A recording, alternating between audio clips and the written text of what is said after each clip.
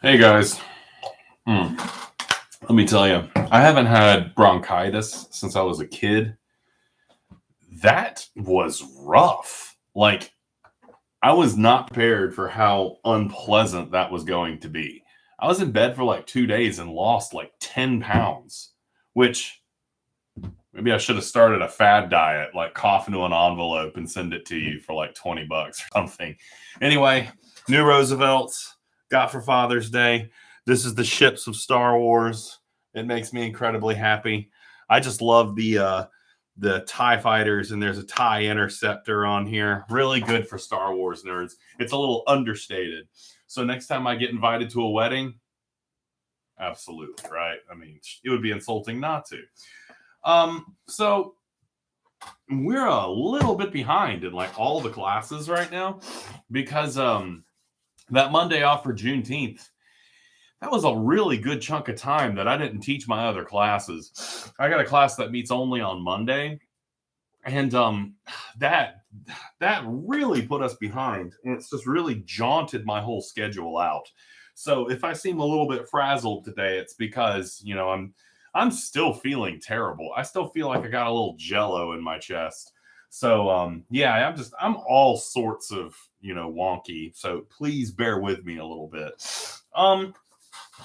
We need to get a draft, but the draft that I want is going to be super duper preliminary. Oh, sorry, by the way, look, it's Ahsoka Tano. Get into focus, damn it. She's got 2 lightsabers. This is the important stuff I need to focus on. I got this for Father's Day too. I got an awesome wife and kids. They are fantastic. They definitely, they know what I like. In any case, so we really need a draft of the community research paper. But when I say a draft, here's what we're going to do. This is going to be a very short one, very preliminary, because we do still have like 5 weeks left of the class, and this is the piece we're going to be working on for the rest of the time. So getting a draft in this early will really help us out. So basically, all I want you to do is, I've been asking you to think about a community, pick a community. I just created the community research forum in the discussion boards. I don't remember if I asked you to write a couple of sentences about a community that you picked. If not, that's okay. But what I want you to try to do this week for me, try to get me a page about a community that you could potentially talk about in some form or fashion, and try to work up a page. This isn't even asking you to commit to it.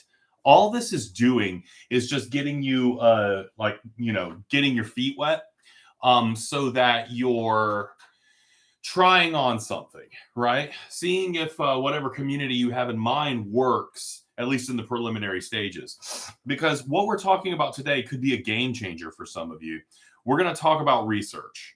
And again, I get really rushed in the summer, especially now that we've had all these holidays kind of falling on Monday over and over again. Not that I'm complaining about the holidays, by the way. I mean, no, come on. But we're going to basically start injecting research into this discussion of communities. So getting this one-page draft out there is going to be really, really useful. So that we get a little bit of an idea of what we want to talk about. But then we can start going out and gathering information to expand upon our writing to try to reach those longer page limits that we want to get for this project. Now, mainly for today, research is a beast. And research used to be something that I absolutely loved to talk about. It used to be something I got really excited about. But it seems like, gosh, in the last 6 years, research has become something completely different. It has all sorts of pitfalls, all sorts of problems. And so the way I go about teaching research, I've had to kind of go back and overhaul. When I was a younger man, back when I recorded that comma video, I had a chapter published in a scholarly collection about the future of research. And I was very proud of that work. And pretty much everything I said in that chapter has just been absolutely blown out of the water. I was so unbelievably wrong that I didn't realize it was possible to be that wrong. I explored brave new worlds of incorrectness. I expanded. Okay, I need to get off of this, but I mean, it's amazing how, I don't want to say stupid, but like short-sighted I was and idealistic. Because what we got instead was this world where, the fountain of information that we're trying to drink from has become a fire hose of just garbage that is absolutely drowning us all the time.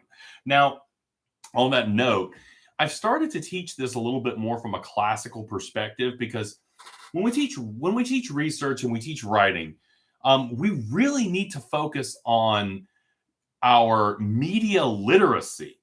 And this is extremely important because a lot of my students and a lot of people, a lot of my relatives that I interact on a daily basis, they don't understand the information ecosystem that they live in. And this is something that's taken years and years and years of kind of like media exploration for me to put together.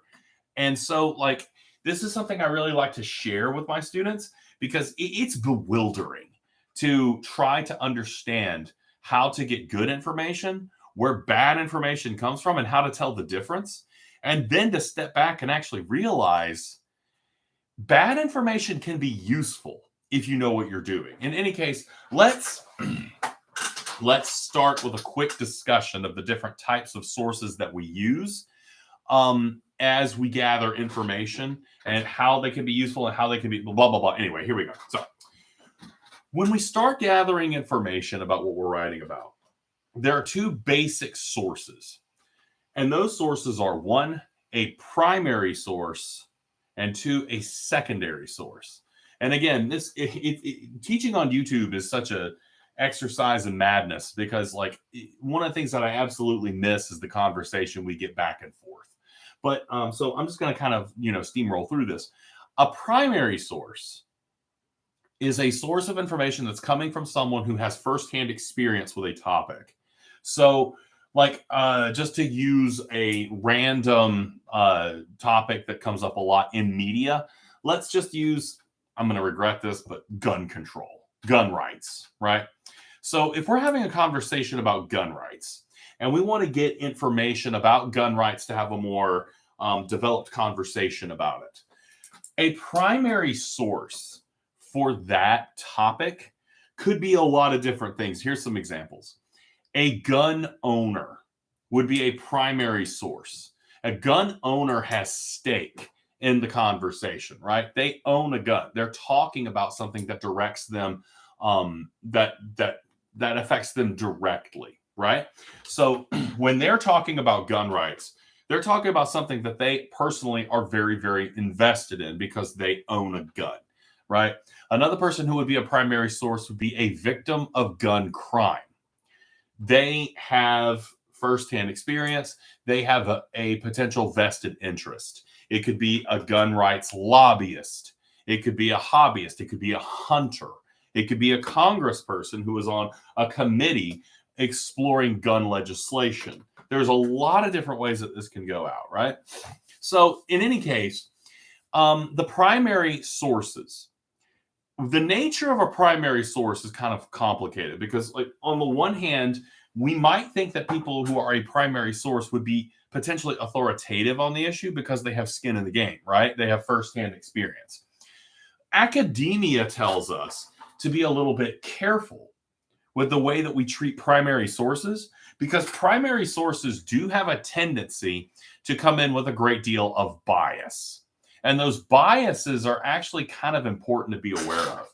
Now, let me actually offer up a comment real quick about bias. A lot of people look at bias as a kind of research opinion kryptonite, right? You're not supposed to be biased. My opinion is slightly different. I think people are entitled to their worldview, and people are entitled to their leanings.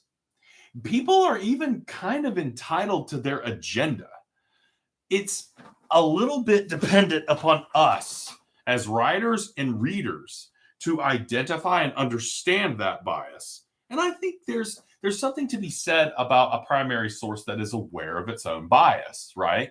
We can participate in a conversation and acknowledge each other's human tendency to a bias. So it's not necessarily something that we have to just be like, oh, there's bias. We can't do it. We can't look at it. No, we can look at a variety of perspectives. And as long as we are mindful of what those perspectives are, I think that, biases can still be quite useful. And especially when we weigh them against each other and we try to understand what's going on in the middle, right? Now, the funny thing is, primary sources are typically biased, but then we come into the secondary source. Now, secondary sources are the opposite of the primary, and the fact that it's supposed to be someone who doesn't have direct connection to the topic, right? It's supposed to be someone who is coming at this from a more impersonal kind of direction. Now, secondary sources, true secondary sources, are now extremely difficult to find, and I'm not sure they ever were as common as people kind of expected them to be or assumed them to be. Now, traditionally, the secondary source has been the media. The media is supposed to strive to a secondary nature. They're supposed to be trying to be secondary. Their primary function really is to take primary sources, to take firsthand accounts, to take lobbyists, to take advocates, to take lawmakers, and try to find that middle ground that shows us, that unbiased information regarding the topic. Now, this is not always the case. And what we have now in this country and in the world, in my opinion, is a media that is fraught with obvious biases. Now, this is where things start to get a little wonky. And I think that we are currently in a bit of a recentering and a reevaluation of what the media is supposed to do and how the media does it. Now, in my opinion, and I'm using my opinion a lot, right? Because I'm the English teacher and I have to kind of do this a little bit off of the cuff because I expect you guys to do a lot of this off of the cuff as you start exploring your opinions that you'll probably start developing as we look at these different communities. I don't think our media was ever as unbiased as we thought it was. We look back to kind of this nostalgic era of Walter Cronkite, and we think about the straight facts news, unfortunately, they were humans too. And some of the greatest journalists of our era, people like Edward R. Murrow and Woodward Bernstein. I know I'm getting in the woods. This isn't a media class, but I think in writing, there is an onus to teach media and the way media behaves because writing is media, right? Writing is communicating in an ecosystem that has certain rules and expectations. I mean, Woodward and Bernstein basically made a career out of throwing doo-doo at Nixon, right? They set out and were basically trying to crack open Watergate and take Nixon down. And they kind of did. So, we romanticize what the media used to be, but I think there's always kind of been this adversarial relationship between journalists and government. And journalism has always had this kind of political edge to it, depending on what news you were reading or watching. It's just over time, it's become a little bit more obvious. Now, here's another real kicker. And I could do a whole assignment on this if I wanted to. But again, this isn't a media class, it's a writing class, right? So I don't want to get too lost in the woods on this. But stop and think for a minute. The idea of media being unbiased is founded in a very idealistic view of what journalism is supposed to be. But what are media companies? What are news companies really after? like according to our understanding in that idealistic definition, they should be trying to bring us the best possible product they can put out, right? This is the accurate news. This is as fast as we can get it to you. We verify it. What we are reporting is true. But in reality, you get something far different. And this will always taint what you are reading, right? How does it taint it? Well, let's think about what the goal actually is. And also keep in mind, as weird as this is, I'm being, pretty critical of media right now. But it is understandable that they do this. CNN, Fox News, MSNBC, all these media companies ultimately, at the end of the day, want readers. They want eyeballs. They want people to click on the website and read the article, right? That is the ultimate goal. Why? Why do these media companies strive first and foremost to get more people to visit the site? Because that is what justifies their existence. That's what gets them their revenue, right? If I had some actual money there, that'd been kind of cool. So that's what gets them their revenue. They make money by selling ad space. The more eyeballs and the more people they have visiting the website, the more they can charge for that ad space, the more money the company makes. And that's essentially what a company is supposed to do, right? It's not there to be, a charity service. It's not there to just to bring us quality information. It's there to make money. So ultimately, what gets run and what gets pushed is what generates the readers and what gets people to the site. Now, there's probably going to be a sacrifice of the pure, unbiased, objective nature of the news, because sensationalism is what gets people to click a headline or a website more than things that are simply accurate. So you also have this phenomenon that certain political types flock to certain websites, right? Like people of a particular political bend are far more likely to go to a certain news website over another. So in essence, a lot of these companies now have to kowtow to a certain bias. They have to feed the audience that they've created. Otherwise, they lose it and their ad revenue tanks. Why am I telling you this?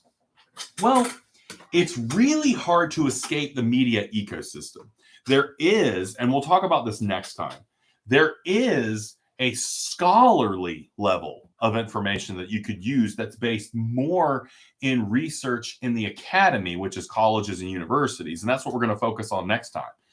But so much of our discourse, so much of our conversations take place on news websites and social media. Now, I've just been talking about news websites because I think news websites and news companies are still kind of the primary motivator for the conversations that we have. But, when you inject social media into this, you have caused a whole other tornado of, potential doo-doo, right? This complicates things even more.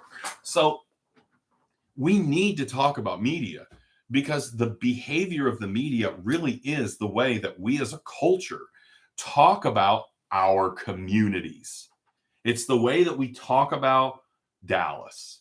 It's the way that we talk about Atlanta and Savannah. It's the way we talk about the LGBTQ. It's the way that the LGBTQ community is discussed, right? It's how we frame the conversation for films. It's how we frame the conversations for political groups, for Democrats, for Republicans, for incels, for all sorts of things. It's really played out in the discourse of the media. And if we're going to go out into the world and learn more about it, we're going to have to go to those places and we need to understand the way that they behave. So for this draft, one of the things that you could do, and I would give you muy mucho participation points for this, as you're writing your draft, if you find an article about your community and you tell me not just that article, You give me a description of the article, what it says, and you tell me what group that article is really talking to, or you talk about what the bias might be in that article. That's an interesting conversation. Now, next time we'll talk about the scholarly element of research. That's a little bit more of, that's got a lot of content to it that we're really going to have to tease out. But for right now, I want you guys to write this draft. Okay. 1 page, very, very simple, just getting our feet wet. Okay. And I'll give you participation points for that. But if you can find an article from a news website and think about it from that perspective, I will just be like throwing points at you. It's supposed to be raining points. Like, yeah, I need to go take my antibiotic. Anyway, thanks, guys. This has been a fun one. Look out for Monday for a new video for, an extra layer to the research stuff. And we'll definitely have our team session conversation today at 3:00. Hope things are going well.